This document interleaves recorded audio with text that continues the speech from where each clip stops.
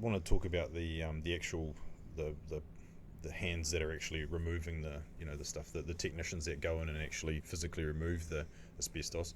What sort of precautions do they have to take to keep safe, like while they're working? And that's a good question, actually. So each of the asbestos removalists must have a health check. Mm-hmm. Okay, that's got to be done. I believe it's every year. It includes a spirometry test, check their lung function. Each of our workers also must have face fit. Right, so if they're working in the asbestos environment, they should have a face fit to see that the mask that they're wearing is an appropriate mask. If it's a Class A job, right, they have to wear a full face mask, right, and that full face mask a lot of times is battery powered and what have you, so it's got some little bit of positive air in it as well. So those are some of the immediate things that you need. You got to make sure that you're wearing overalls. Best to be wearing gloves. In A-class environments where it's very friable and what have you, you're working inside an area and you don't want to drag anything outside, wear booties, right?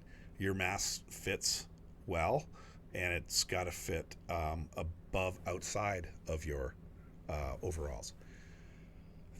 Lighting, there's a lot of things that go on involved with it.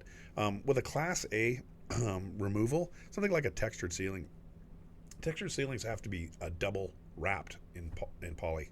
So there's got to be a minimum of 200 microns of poly in there, double wrapped.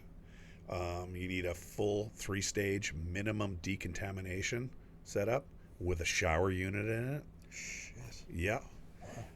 You have a negative pressure unit that actually is vents out the air. So what it does is it pulls all of the air that's in there through that unit.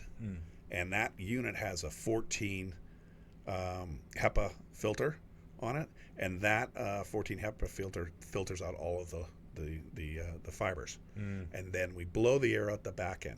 Meanwhile, while we're doing all this, that licensed assessor that I was telling you about, he's actually setting up air modules at the end of where that air is coming out to make sure there are no fibers coming out of there that exceed the acceptable level.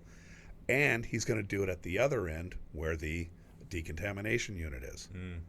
So there's a whole bunch of steps and processes. And a lot of people don't understand that. I mean, they start asking a lot more questions when they start figuring out, well, this is kind of an expensive process. It needs to be. Yeah, and it needs to be.